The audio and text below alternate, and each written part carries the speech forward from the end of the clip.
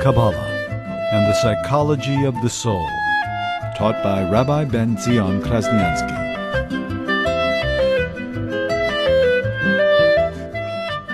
It says in the prophets, whoever is thirsty should drink water. Seems like an obvious statement. Of course, if you're thirsty, you're going to drink water. What else should you do if you're thirsty?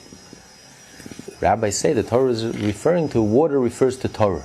Thirsty means when you're thirsty for godliness.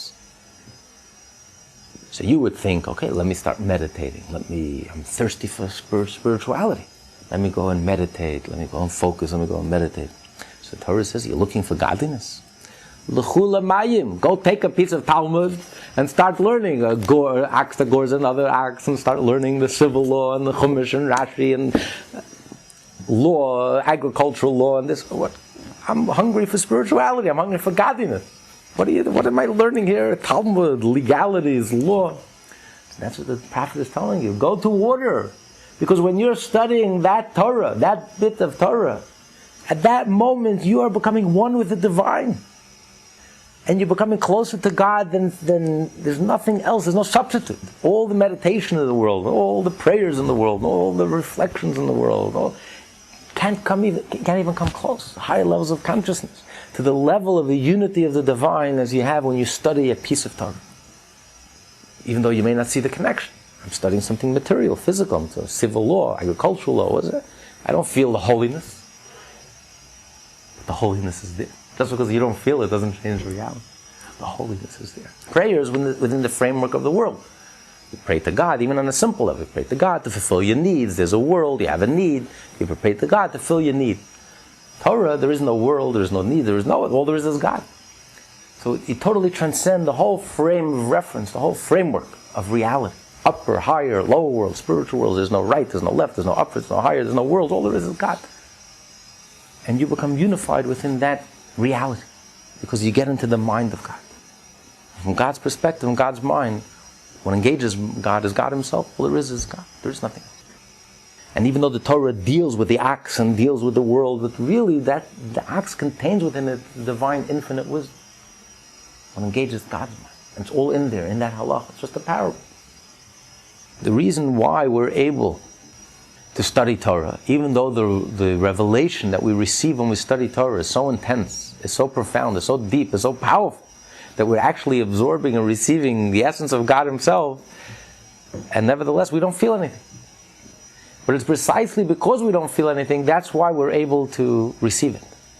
Were we to feel, we would be overwhelmed.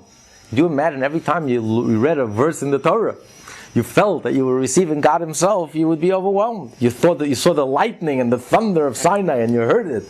You would just be overwhelmed. You wouldn't be able to study Torah. You study Torah, you have to use your mind, you have to understand the logic, it has to make sense to you. You'll be so overwhelmed by the divinity and by what's happening, the experience, that you simply wouldn't be able to handle it. And that's why in the upper worlds they can't receive us, because it would just overwhelm them, would nullify them. It's only in this world, because we're oblivious, because we're totally insensitive, we don't even realize what's going on, that we're able to absorb it. They give a beautiful parable. It is the king once appointed the leading artisan in his kingdom to put together a crown and to put the most precious jewels in the crown. And he was working a few months in it, and when he came to put the crown jewel right in the center of the crown, he was so nervous. The artisan was so nervous because he realized what's at stake here. If he messes up, if he blows it, this is the crown jewel and it's the crown. He's working so hard. He took the crown and he was so nervous that he almost dropped the crown. He says, no, I can't do this. So he called in a simple artisan, the simplest artisan. He had no idea what a crown was. He had no idea what a crown jewel was. He told him, listen, do this and this, follow my instructions, do this. And he went ahead and did it. He wasn't nervous. He did it. He did a perfect job. He says, that's exactly the point. In heaven, they realize what's happening. When you study Torah, they realize that they couldn't handle it. You're dealing with the king, you're dealing with the crown jewel. They couldn't handle it. We, because we're numb and we're insensitive and we don't feel anything and we're half dead spiritually, we don't feel anything. Study Torah. You realize what's happening when you're studying Torah? You're becoming one with the essence of God. You become a reflection, unified within the absolute unity of God. At this moment, you become a reflection of the ultimate absolute truth, the way reality is from the inside out. You don't feel anything, and that's why we can study Torah, and we can go ahead and do what we have to do and study and get it done. Is attending a shir like this, studying Torah? What do you think? I mean, in the same sense that one goes to find. Absolutely. As long as you know that it's divine, as long as you know that the Torah is holy. If you know the Torah is holy, you know it's divine, it could be a simple child studying, but he's studying God's Torah. Or it could be the deepest rabbi, mystic, and scholar studying the deepest parts of the Talmud. It's only when you forget that it's Torah, you forget that it's divine, and just becomes an intellectual exercise, and you want to show how brilliant you are, and then it becomes a problem. Then it's like you're dealing here with the divine, and you've forgotten what it's all about. You've forgotten that this is holy. But when you approach Torah, and you approach it with holiness, this is another way the Baal Shem Tov empowered the simple Jew. Because he said when the simple Jew reads the Psalms, and when he studies Torah, in his sincerity, in his simplicity, but he knows it's holy, and he approaches the Torah with holiness, he is connecting with the divine. Equally, like the greatest rabbi, mystic, and scholar is totally immersed in that deepest passage in the Talmud. Because the ultimate purpose of studying Torah is becoming unified with the divine. Everyone on their own level. Because as long as they're studying Torah, as long as their mind is becoming unified with the divine mind, even if you study something as simple, Torah says this is kosher and it's not kosher. At that moment, you're studying the divine mind. And every aspect of the divine mind, every aspect of the Torah contains the whole entire Torah. The simplest word in the Torah, the simplest halacha on the most basic level contains all the other. Yes, the Torah is a code within a code within a code within a code, but when you study the axe goring the other axe and what the law is, that, and you understand that law, you're also grasping all the layers upon layers, the infinite layers that are contained within this law. Because it's all there, it's God's infinite mind. Every word in the Torah is a vessel of you for God's infinite mind. It's even though you don't see it. And maybe you don't have the mind or the brains or the ability or the time or the energy to be able to decode the message, and this one could take the Torah on a deeper level, and this one could take it on a superficial level. But that's all details. That's just an aspect. But the core, the essence of studying Torah, that when you study any portion of Torah, you are unified with the very essence of God's mind. It doesn't matter if you're understanding the Torah on the simplest level, or even if you're a simple Jew, just called up to the Torah and just reading the words, without even understanding what you're saying. At that moment, you are unified with the divine. And you have achieved this communion, this unity. So again, the Baal Shem Tov empowered the simple Jew. And he said that he's not losing out anything. As the Torah says, the simple Jew, when he reads the Shema in the morning and the afternoon, that's his way of fulfilling the mitzvah of studying Torah by day and by night. The person who has deeper abilities, he has to study 18 hours a day, 24 hours a day. But each one of them equally fulfills the mitzvah, and each one of them is connected with the divine. So again, when you approach the Torah with humility, with the divine, there's no holier than thou, I am closer, I am greater, I am more connected, you're nothing. That whole arrogance, that whole ego, that whole authority model, and that whole elitism melts away. What elitism? You're becoming unified with the divine. There is no other reality but the divine. This is the revolution of Hasidus. It transformed how you approach studying of Torah. You study Torah lishma, for its own sake, to become unified with the absolute unity of God. And there's nothing else in the world that enables us to achieve this level of unity. Our mission is to engage the world, but not as an end in itself. The mission is to bring God into this world. To make this world into a Torah world. Then it's a different world. When you start looking at this world from Torah eyes, with Torah eyes, from a Torah perspective, you start seeing everything in life, everything in reality. You ask yourself, so what does the Torah say about this? You start looking at it with lenses, with new lenses, from the Torah's perspective. You start seeing it from God's point of view, from the inside out. Therefore, it transforms the world. And we start seeing that this world is not a jungle. This world is not hopelessly corrupt. This world is not a world of lies and deception. This world is really the holiest of all the worlds. You start looking at this world from God's point of view. From God's perspective, you get a whole different perspective. While others are whistling past the grave, and have a very dim view of this world. You're born in sin, you might as well quit while you're behind. Everything is about the afterlife. The Jew feels the most comfortable in this world because of the Torah. Because the Torah totally, you start looking at this world with Torah eyes, with Torah glasses. You remove the blinders, and instead you put on the Torah. And when you start looking at this world with the Torah's perspective, from God's eyes, you see a whole different world. It's a beautiful world. This is the most creative world. This is the holiest of all the worlds. This is where the greatest opportunity is. This is where you come face to face with the essence of God. Not in heaven and not in the heaven of heavens, in this physical world. The ultimate is the resurrection. The ultimate reward, when souls will come back into this physical world. So it's only through studying Torah and by immersing ourselves in Torah that gives us our ability to fulfill our mission. That engaging the world and transforming the world into a Torah world. That we connect everything, we start seeing everything in this world from a Torah perspective, from Torah eyes. Then it becomes a Torah world. Then it becomes a godly world. So the only way to fulfill our mission of bringing godliness into this world is only by studying Torah, coupled with doing the mitzvah.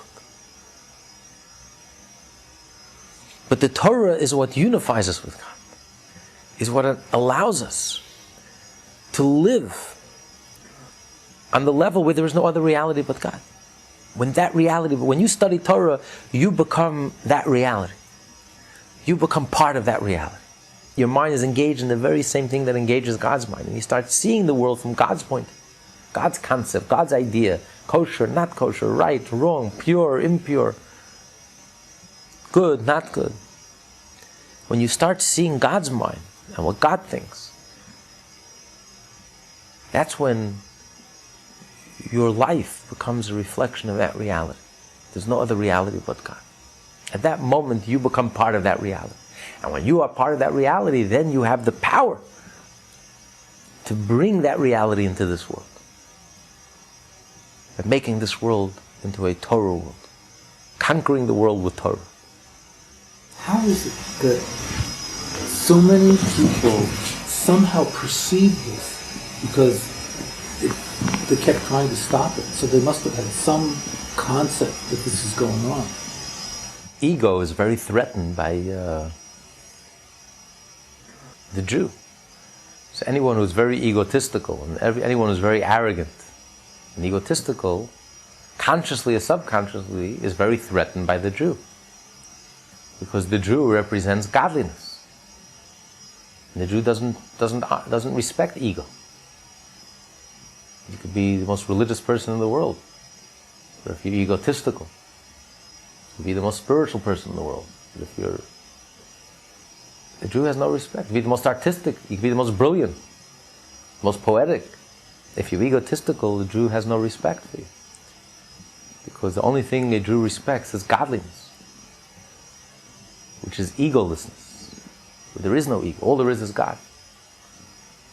The Jew is permeated with the knowledge, with every fiber of our being, every bone in our body. Every Jew knows deep down there's no other reality but God. And that's why you had the righteous Gentiles throughout all the generations, the Mark Twains of the world, the Tolstoys of the world, the Paul Johnsons of the world, the good people who are not egomaniacs. The Ralu Wallenbergs of the world, the righteous Gentiles of the world, Sugiharas of the world, who respected the Jew and loved the Jew because they themselves were good people. Versus the Voltaires of the world, who were extremely anti-Semitic and extremely arrogant and horrible people. To them, the Jew is enemy number one. And then many people hide behind religion, but are very arrogant and egotistical. And it's God says, if you hate the Jew, you hate me. Very simple. Because what does the Jew represent? Consciously or subconsciously, the Jew represents godliness. And the anti-Semite feels very threatened. Because the whole identity, when your whole identity is tied up with your ego, the Jew represents a revolution, an egolessness, a godliness. Instead of being ego-focused, to be God-focused. And that feels very threatening. So, to the arrogant, egotistical person. So therefore, consciously or subconsciously, they feel very uncomfortable with the Jew, and that's the source of anti-Semitism. The Jew is the conscience of the world. That's why anti-Semitism runs so deep, because it touches the very essence of the person. The Jew threatens the very essence of the person, his ego. It's not just a detail. You know, the Indian smoking peyote or the Buddhist sitting and meditating on a mountaintop doesn't bother anyone. You know, well, what does it have to do with me? But the tiny Jew you can hardly find is completely threatening the ego, because it's challenging. It challenges your whole underlying assumption of reality. The Jew challenges the very underlying assumption of reality, which is ego and self. And the Jew represents, instead of being egocentric, being God-centric. And that's a very uncomfortable and threatening position. And that's the ultimate cause of anti-Semitism. But for the righteous Gentile, who lives a Noahide life, who lives a righteous life, who has a little humility, who has a little connection to godliness, they always loved the Jews, they admired the Jews, they respected the Jew, they honored the Jew. And they had a sense of awe and respect for the Jew. But thank God the world is becoming a refined place. And more people are clamoring for the Torah, for some Jewish guidance and teaching, because the world is becoming refined. The world is becoming more and more righteous. The world is realizing that the Torah, that's the truth. There is a truth. And they're hungry for that truth. Precisely because we're the wealthiest generation in human history. So people have made it to the top. They've climbed the Mount Everest of materialism. No. And now what? This is it. There has to be more to life. So there's a genuine hunger for spirituality, for godliness. And they're coming to look at the source. They're coming to find it at the source. The Jew stood at Sinai. The Jew has the Torah. And we can't keep it to ourselves. We are meant to be a light unto the nation, to communicate, to teach. First and foremost by personal example. By being godly and acting godly and living a godly life, a Jewish life, and being proud of our Jewishness, Jewish pride. Carrying ourselves with Jewish pride and dignity. And so we have a tremendous opportunity today we never had before to share and to communicate that Jewish message to the entire world. You still have the hardcore anti-Semites. You still have Amalek. You still have the Nazis in one form or another. But their days are numbered. And Jewishness and the Jewish message is only, the world is open and receptive to the truths of the Torah. And the world is becoming a very genuine and godly and good place. At least underneath the surface. I have trouble with that statement. I see just the opposite, actually. So I'm not arguing with you. No, I said. it's not a discussion. It's up for another time. Yeah. It's not. I said underneath the surface. But we are in the information age, and the blessing of the information age is that everything is coming out to the surface. Everything is coming out in the open. So, yes, there's a lot of deception, and we live in a very false world, and it's enough to make your hair stand on its head. But on the other hand, everything is coming out into the open. You know, you can hoodwink, you can lie, you can cheat, but more and more people are onto them, so to speak. And everything is emerging and everything is surfacing, and it's becoming, as the world is becoming more and more intelligent. Intelligence is the information age. Soon even the walls are going to have intelligence. You won't even be able to hide behind your walls, because the walls will tell all your secrets. So there are no more secrets. Everything is coming out into the open. So you used to be able to get away with murder, but it's becoming a little harder, because sometimes within 24 hours. What used to take years to surface, all of a sudden the next day, it's out there. Everyone knows, everyone's aware. So yes, there are plenty of people who still love money and use people instead of the reverse. There are plenty of people who look down on the masses and who think that they're so clever and so smart and so superior that they can just abuse power and abuse people and think they can get away with life as usual, business as usual. And you see that all across the board. But again, it's becoming harder and harder to continue life business as usual. There are too many people who know. There are too many people who are intelligent, who are aware of what's going on. You can lie. You can't lie to all the people all the time. It's becoming more and more difficult. And so the old order of things, of business as usual, and continue the deception and the lies and just hoodwink everyone and just... It's not happy. It's becoming more and more difficult. So it's only a matter of time because of the blessing of the information age. The world is becoming much more aware, much more intelligent. And, when you live in very closed societies, you can have dictatorships, and you can have... It's becoming much more difficult when everyone is aware and people are aware. And so, in that sense, I'm saying the world is becoming more refined. The world is becoming allergic to lies. And the fact that nobody trusts the leadership anymore, no one trusts the media anymore, is the biggest proof the world is becoming allergic to lies. They can't get away with murder anymore. Whom are you kidding? So they're deluding themselves and thinking that they've deluded anyone. They're not deluding anyone. We know your number. We know your game. It's up. It's all over. Life is not just about power. If it wasn't ego and power, but if there was a genuine respect for people, we could have solved our energy problems a long time ago. This world could have become a Garden of Eden today. So you have a few people on top with their own agendas, very evil agendas, but the people are onto them. And it's very difficult. It's becoming much harder. So in that sense, I think the world is becoming allergic to lies. We don't buy it anymore. And when you don't buy it anymore, the power is illusory. I mean, it's just, we just have to open our eyes. If we open our eyes, if the grassroots, if people opened our eyes, all these characters, all these criminals and characters would be out of business in a second. We know who they are, we know what they did, and we know what they're doing today, and we know exactly. And they're still getting away with murder. But it's more and more people are becoming aware, more and more people know the score. And it's their time is up. They know they're about to exit the scene of human history. We defeated fascism, we defeated communism, and now we're going to defeat the heartless, soulless, so-called people elite who think that they're in control and they laugh at the people, and it's just a matter of time. We have to empower ourselves. We have to realize that we really have the power. Which was really what Hasidus was all about. The whole revolution of Hasidism, the Baal Shem Tov, the Hasidic movement, which is why there was so much opposition.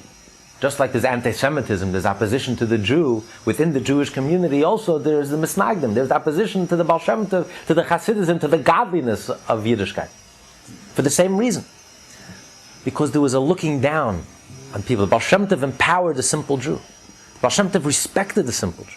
And as we learned, Alter Rebbe explained in his introduction, the whole authority model, go to the authority and the authority will tell you what to do and he'll tell you how to live and he knows best, and that never fit the human spirit, the human soul. No authority can tell you. You can't even tell yourself. You have to encounter it. You have to experience it. Your soul is a piece of the divine. Your soul is infinite. You have to approach your soul with respect, with humility. And if you respect your own soul, you respect the soul in the other person. The Baal Shem Tov used to learn from the simplest person. He would take his students, the greatest geniuses of Eastern Europe, the greatest rabbis, mystic and scholar. Rabbi Dov Ber, there wasn't a single published book that he hasn't studied 102 times. He was the acknowledged most brilliant mind in Eastern Europe. And he used to take him to a simple Jew to learn what faith in God means, what trust in God means. The Baal Shem Tov empowered the simple Jew. Treated everyone with respect. He was the true egalitarian, the true democrat. Versus the wholesale, the establishment was very threatened by it. Because they were the authorities, they controlled. They look down at the masses. They put them in their place. You have to trust us. We are the authorities. It was pure ego. And they felt very threatened. They called themselves the Mitnagdim.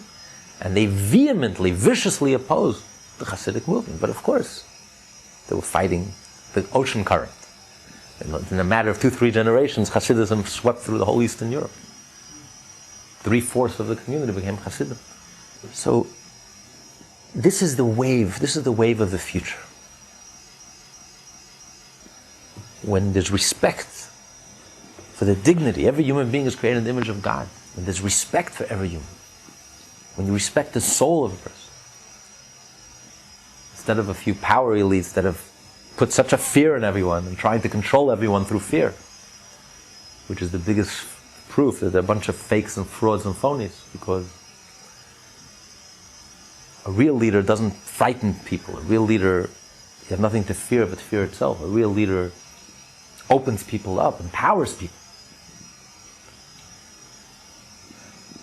So we have to realize that we're empowered. The information age is empowering us. And we just click them off, you know? When someone is hacking a Chainik, what do? You just move on. That's it. I'm not interested. Goodbye. I have no time for you. I have no energy. And if enough grassroots people just click them off, they're out of business. They're finished. It's an illusion. It's a bubble. That's all it is. So in that sense, the world is becoming allergic to lies. It's really up to us. This has to be a grassroots revolution. And that's what the Tanya is all about. The Tanya empowers us. The Tanya is teaching us that each and every one of us has a soul. Each and every one of us has the power. It has that intrinsic worth and that value, and you have to carry yourself with pride and dignity. And no authority can tell you what to do. You can't even tell yourself. You have to encounter your soul. You have to experience your soul. Approach your soul with humility, with respect. It's a mystery. It's divine. It's infinite. And there's so much to explore, and there's so much to discover, and there's so much to tap into, and there's so much to express. And if you treat yourself with sacred respect, instead of controlling and manipulating and a dog-eat-dog world and a jungle, you treat the other person with respect. You see the soul in them. You see that they're also created in the divine image. And you treat them with dignity and respect. That's the world of Mashiach. That's the world that the Tanya is helping to usher in and to hasten. Kabbalah and the Psychology of the Soul, taught by Rabbi Tzion Krasnianski.